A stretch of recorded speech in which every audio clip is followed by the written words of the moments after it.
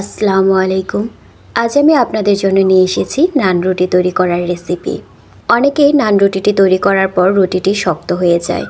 আজ যদি আমার পুরো ভিডিওটি প্রথম থেকে শেষ পর্যন্ত দেখো তাহলে তোমরা পারফেক্টভাবে নান রুটি তৈরি করতে পারবে। তাই বেশি কথা না বলে চলো মূল রেসিপিতে চলে যাই। নান রুটি তৈরি করার জন্য এখানে আমি ফ্রেশের আটা নিয়ে নিয়েছি। একটি বোলের মাঝে আমি মেজারমেন্ট কাপের 2 কাপ পরিমাণের আটা নিয়ে নিয়েছি। 2 কাপ পরিমাণের আটা দিয়ে আমি আনুমানিক 5 থেকে 6টা রুটি তৈরি করতে পারবো। তার সাথে আমি এক এক করে অ্যাড করে দিচ্ছি পরিমাণ মতো লবণ এবং 4 চা চামচ চিনি। চিনির পরিমাণটা এখানে বেশি বা কম দেওয়া যাবে না। তারপর এর সাথে আমি অ্যাড করে দিচ্ছি ইস্ট।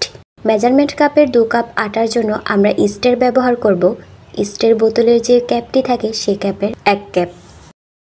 তার সাথে অ্যাড করে দেব 1 চা চামচ কাস্টার্ড পাউডার।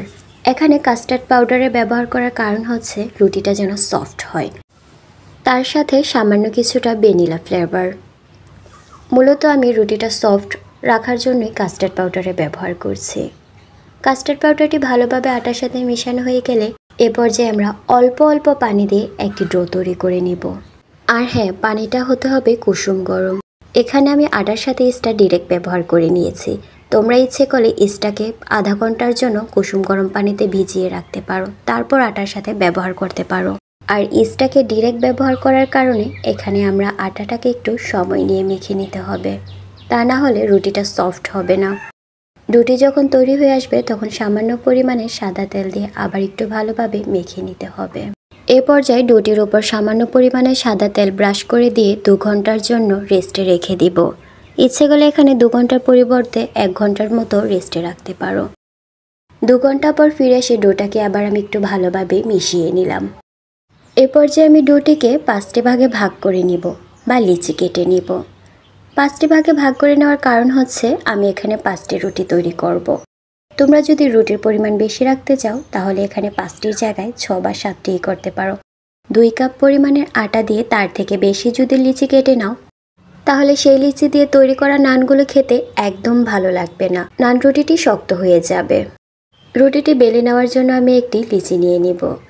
রুটিটি আমরা যে বেলুন পিঁড়ির মাঝে দিয়ে বেলে নিব সেই পিঁড়ির উপর আমি একটি পলিথিন দিয়ে দিব। আমার কাছে বেকিং পেপার না থাকার কারণে এখানে আমি পলির ব্যবহার করছি। পলির উপর ডোটি দিয়ে তার উপর আবার একটি পলি অ্যাড করে দিব। এখন আমরা পলির উপর দিয়েই রুটিটিকে বেলে নিব। আমার এভাবে রুটিটি বেলে নেওয়ার কারণ হচ্ছে রুটিটি যেন তাড়াতাড়ি বেলা কমপ্লিট হয় এবং রুটিটি যেন ভেজে না যায়। সাধারণ আটার রুটি থেকে এই রুটিটি কয়েক গুণ ভারী করে বেলে নিতে হবে। রুটি বেলা কমপ্লিট হয়ে যাবার পর এ পর্যায়ে আমি একটি তাওয়ার মাঝে সাদা তেল দিয়ে দিব। তেলটি গরম হয়ে আসলে এ পর্যায়ে আমি তাওয়ার মাঝে রুটিটি দিয়ে দিব। রুটিটি ভেজে নেওয়ার সময় চুলার আঁচটি রাখতে হবে একদম লো থেকে মিডিয়াম লো পর্যন্ত। একটি ঢাকনা দিয়ে ঢেকে রাখবো 5 মিনিটের জন্য। 5 মিনিট পর রুটিটিকে আমরা উল্টিয়ে দিব। আর এখানে আমি তেলের ব্যবহার করেছি যেন রুটিটি পুড়ে না যায়। চুলার আঁচটা একদম মিডিয়ামে রেখে আমরা চলে যাব বাকি রুটিগুলো তৈরি করে নিতে। সেম পদ্ধতিতে আমরা বাকি রুটিগুলো বেলে নিব। আর হ্যাঁ, একটি কথা বলতে আমি ভুলে গিয়েছিলাম, আমরা যখন রুটিটা বেলে নিব তখন সামান্য পরিমাণে তেলের ব্যবহার করব, যেন পলির সাথে রুটিটা বেঁচে না যায়। আমি এখানে এই রুটিটি দেখিয়ে দিচ্ছি রুটিটি কতটা ভারী হতে হবে। তোমরা যদি চাও এর থেকে অল্প একটু বেশি ভারী করতে পারবে, তার থেকেও বেশি যদি ভারী করো তাহলে রুটিটি খেতে একদম ভালো লাগবে না। 5 থেকে 10 মিনিট পর চুলায় বসিয়ে রাখা রুটিটিকে আমরা উল্টিয়ে দিব।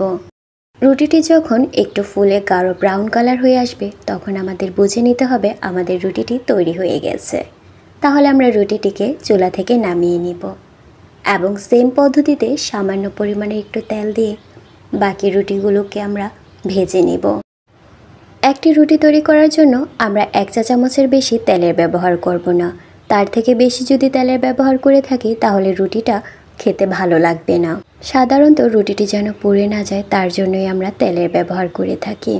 কথা বলতে বলতে আমরা সবগুলো রুটি ভাজা কমপ্লিট করে নিলাম।